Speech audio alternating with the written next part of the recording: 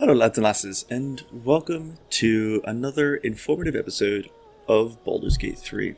So last time we went over races. This time we're going over classes, an in-depth look into them. We got the Barbarian, the Bard, the Cleric, Druid, Fighter, Monk, Paladin, Ranger, Rogue, Sorcerer, Warlock, and Wizard, and we're going to go through them in that order. So if you don't know what you want to play, what class you want to play, or even what race you want to play, and you're looking to min-max, or you're just looking to have fun, this is going to be very helpful for you. Now, we're going to jump into it with just simple explanations. So if you go into the details of any race, or class, you can look at the details of it, and it'll show you what proficiencies that you get. You can see the Barbarian has simple weapons, martial weapons, light armor, medium armor, and shields. Paladin, or even a Wizard, doesn't have any armor proficiencies, but has weapon proficiencies like daggers, quarterstaffs, and light bows. Now these proficiencies do not stack, so if you go into, let's say, a half-elf, right, where you have the civil militia, same as the human. You have proficiency with spears, pikes, halberds, and glaives, and you also have armor proficiency with light armor and shields. And then, if you go into a class such as the Paladin, where the Paladin has light armor, medium armor, heavy armor, and shields, those do not stack. So if you're looking to have something that's well-rounded, that has a lot of proficiencies, make sure that your proficiencies are different. Now, I'm not going to go over proficiencies per class basis with the different races, I'm just going to go over the classes, but that's one thing that you want to take into account. So for instance, if I choose something like the Elf, for instance, where you have long sword, short bow, and long bow, and then you go in and you choose a class such as the Paladin, you're going to have a ton of different weapon and armor proficiencies. You're going to have all the armor proficiencies that you need. You're going to have pretty much most of the weapon proficiencies that you need as well. Simple weapons, martial weapons, long swords, short swords, long bows, and short bows. So you've got that range and that melee proficiency. So you've got a really good mix of everything. So that way, if you want to have a character that's both, or great at both, keep your proficiencies high. Now, if you want a very simple character that's good at just one thing, keep your proficiencies low, and make sure that you're building for that specific class. Now the first class that we have coming up is going to be the Barbarian. Your proficiencies are in simple weapons and martial weapons. You have light armor and medium armor and shields. Now the fact that they don't have heavy armor means that they're not an AC tank. It's more along the lines of the fact that you're a Barbarian, you naturally have high health. Right, their biggest thing is strength, and then the next one is going to be constitution. So you're always going to have better health and better damage with strength-based weapons, and that's one thing you really want to take a look at. So we're going to go ahead and switch our race to something like half-orc that doesn't have a ton of proficiencies. So we can see the in-depth proficiencies on this over here. Now, one of the biggest things is that you want to take into account that you use martial weapons and use simple weapons. So those are mostly strength-based weapons, so you want to keep your strength and your constitution high. Another thing is you get light armor and medium armor, and you also have shields, which means that you can play a Barbarian with a shield and increase its AC by 2, so you can have a pretty high AC Barbarian, but it's not going to reach the AC of somebody that has something like heavy armor. Now, another thing that Barbarians have is a rage. So when you're raging, you deal 2 extra damage with melee and improvised weapons, and when throwing objects. However, you cannot cast spells while you're raging, so a Barbarian is a very anti-spell-based person. You also have unarmored defense, so while you're not wearing armor, you add your constitution modifier to your armor class. So this means that having a higher con bonus and absolutely no armor could be the way to go. If you max out that strength and you max out that con, you're going to have an AC that can get up there to even people that wear heavy armor and a shield. So you can go something like a great axe or a great hammer or any kind of two-handed weapon and still keep your AC very high. Now, when it comes to what race that it works best with, I would actually go with a half-orc, and the reason for that is the half-orc's relentless endurance and savage attacks. So you land a critical hit with a melee weapon, the damage dice is tripled instead of doubled. And, relentless endurance, when you drop to 0 hit points, you regain 1 hit point. The savage attack allows you to just deal out massive damage, whereas the relentless endurance, since you're a melee character and you go down, you then have the ability to come back to 1 hit point and possibly deal that last finishing blow to a boss. Those two combined can have you dishing out more damage than even the greatest spellcasters out there. Now, The next class that we have is a Bard. The Bard class is a charisma-based caster. You have spells and cantrips that you have to take into account. You also have actions, so you can give a Bardic Inspiration. Now, Bardic Inspiration allows any ally to roll a 1d6 bonus to their attack roll, ability check, or saving throw, which means that a Bard can help that character make that attack. So if your Barbarian's having issues hitting, use a Bard. If your wizards having problems with ability checks or that concentration check, throw out a Bardic Inspiration. It'll probably have a higher chance of succeeding on that concentration check. They also have spells and class features. You get your spell slots unlocked, and you get your set of cantrips and spells. Now, the great thing about bards is that they actually have a pretty good selection of spells when it comes to cantrips and spells. You have a very wide variety. You can be something of a healer, but you can also be something of a debuff / buffer. So you can give somebody heroism, so they have temporary hit points and are immune to frightened. You can also give somebody dissonant whispers, so the creature is frightened, it'll be easier to hit and can't move. And then you can also heal, you can speak to animals. They have a very wide selection of spells, but they're not a niche spellcaster, which means that they're not going to be best at healing or best at doing something, but they're going to be best at just keeping your party buffed alive and doing a ton of different things all at once. Now, you can also see that with the proficiencies, they have simple weapons, hand crossbows, long swords, rapiers, and short swords. Then they also have light armor. I would keep them as a more of a distance person, because they're not very, their dump stat is strength, so they're not going to be great when it comes to certain things. Their constitution usually also isn't the highest either, and they are more dex-based, so they're going to be more of a ranged-based class than anything else, because they're not going to have a ton of health to do much with. But they do have great charisma, so they're going to be a great talker. So you want to make sure that they're kept high in their persuasion, deception, and possibly intimidation rolls. Now, they also have starting instruments, and you can choose that as well. But when it comes to races, there's not really a race that I would say is the best at. A human would be good because of its human versatility, so you have an extra proficiency. Halfling could also be good because of the luck roll, the lucky feat, and the brave, so you can have a better time with saving throws. But other than that, I wouldn't say that there's a race where it would be best with. The gnome is great on anything, and that's one thing you want to take into account when it comes to races, is the gnome is great with intelligence, wisdom, or charisma-based classes. So things like your paladin, things like your bard, wizard, all those kinds, your gnome is going to be best at, because of those saving throw advantages. It's going to be a very high saving throw for those. Now, the next up is going to be your cleric. A cleric is a class that is essentially in tune with a specific god. Now, these tend to be very good at healing people, and you can see they have simple weapons and morning stars, light armor and medium armor. They're a very, very simple class, and they're built that way on purpose. They're healers. They're buffers. That's pretty much their job. Now, you do have quite a few different subclasses, which I will go into when I go more in depth to actual races, classes, and builds for those races and classes. This is just an overall view in depth into what those classes mean. But you have a ton of different domains, and you would have to take a look at all of these to see what they do.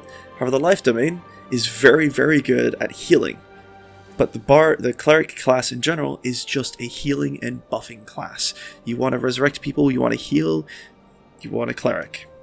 Next up is going to be your druid.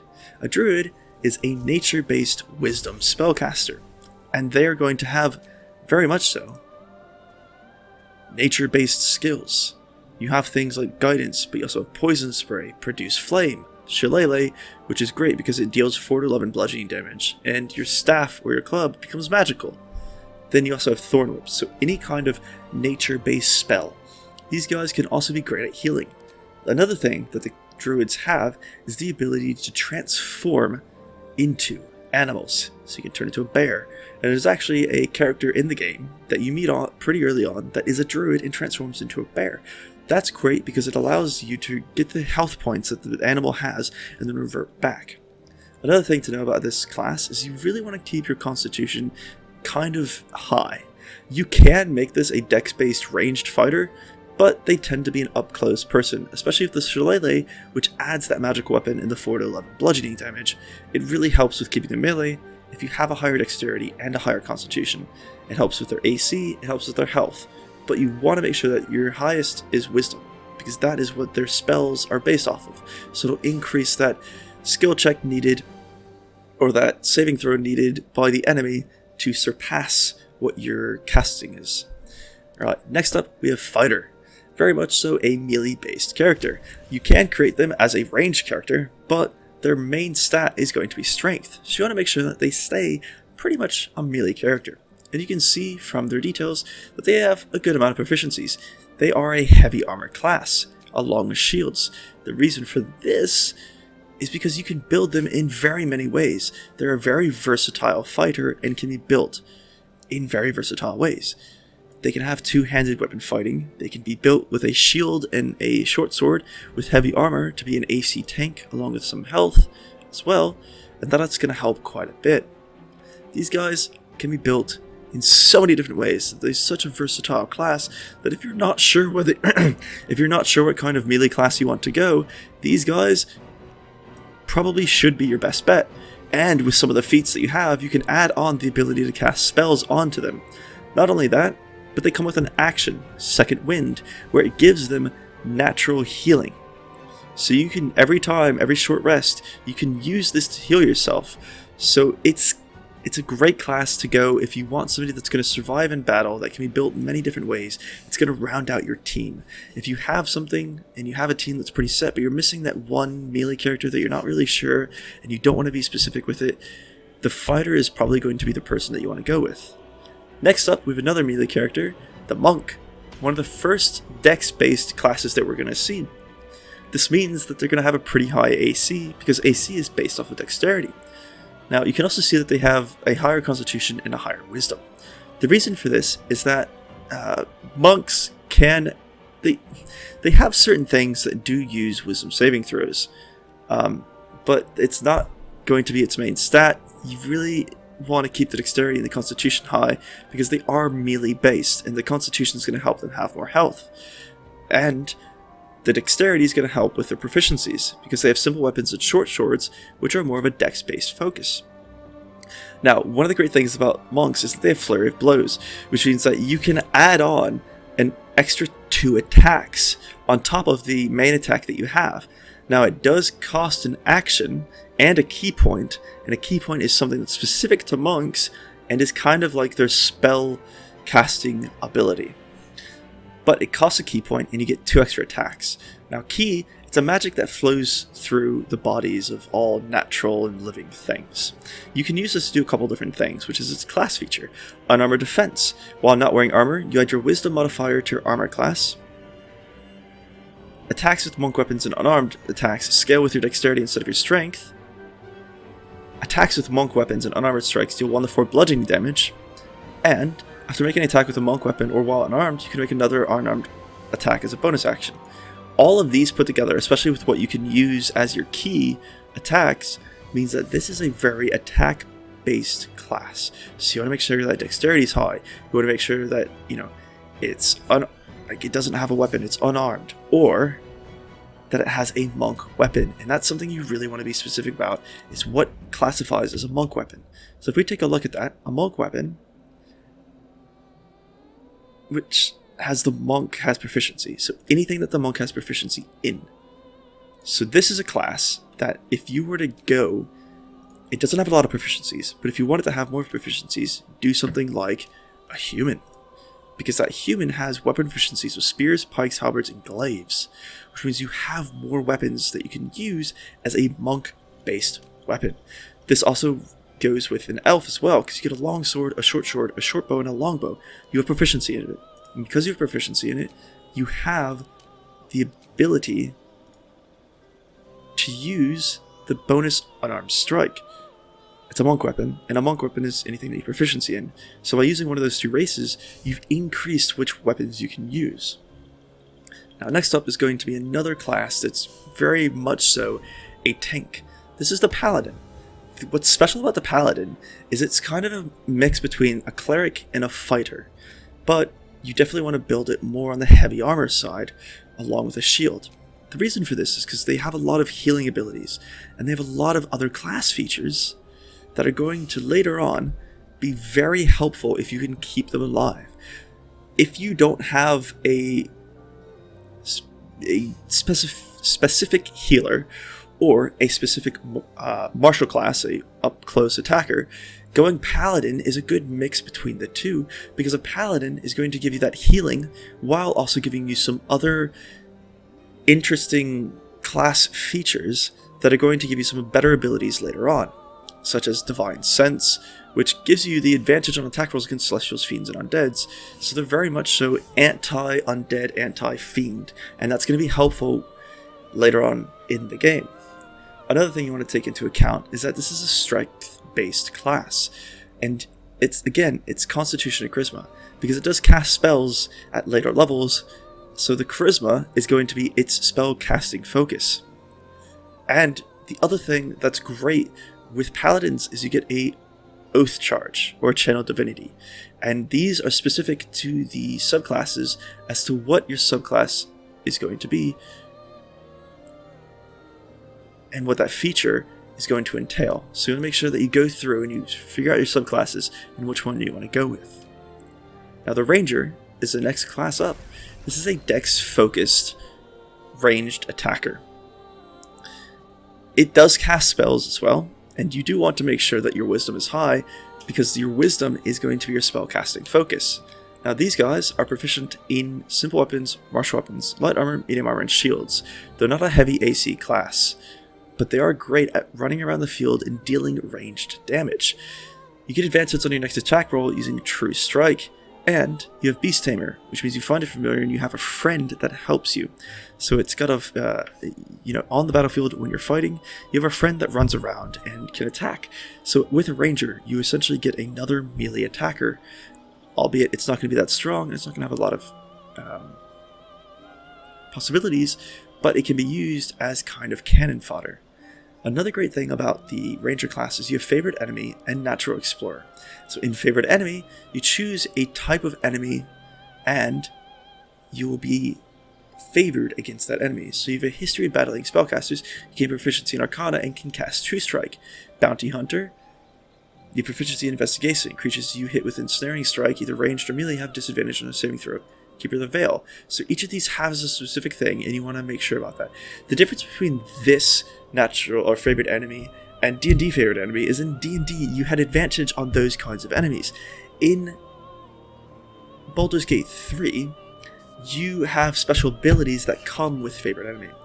And then Natural Explorer, when you were in D&D, you had advantage on checks and things relating to your favorite terrain, but it's been replaced with Natural Explorer, which means that you have these specific things that are going to give you different things. You have these specific things that are going to give you help and abilities depending on what it is. So go ahead and take a look at those and make sure that you're choosing the right one. Now when it comes to like the Fighter, Monk, Paladin, and Ranger, there aren't any specific races that I would say would go best with this. There's not one that pops out of my head. However, when talking about the Fighter and the Ranger, if you're trying to get, or even the Monk, if you're trying to get in close to combat pretty quickly, then a good race is going to be the Elf or the High Elf, Half Elf, sorry, and the sub race is going to be the Wood Elf, because that extra movement speed is going to be pivotal when trying to get in a battle, or as a Ranger trying to stay out of battle. And those two things together is going to make that a very good race to go with the class. Next up is going to be Rogue. Now the Rogue is a dex-based attacker, and one of the great things about Rogues is that they're great at stealth, which means that dex is going to be a huge part of that because you're trying to make sneak attacks. They're also proficient in simple weapons, hand crossbows, long swords, rapiers, and short swords, which are all dex-based weapons. You can also see that they use light armor, so they're not going to be a heavily armored class, so you want to use that dexterity to help boost their AC even higher, and you want to make sure, you really want to make sure, that you're boosting that dex as high as possible, because they use the attacks, the stealth, and the AC bonus is based off of that. Now, when it comes to the secondary stat, you can go Constitution to give it some more health, but you could also go something with Intelligence, Wisdom, or Charisma. It's kind of up to you what a rogue secondary stat is, because they don't have one that's preferred over the others. Constitution is kind of always preferred by every class, but you can choose between the 4 as to which one you want. Strength isn't really going to help you as a rogue, but it's still something that could be useful.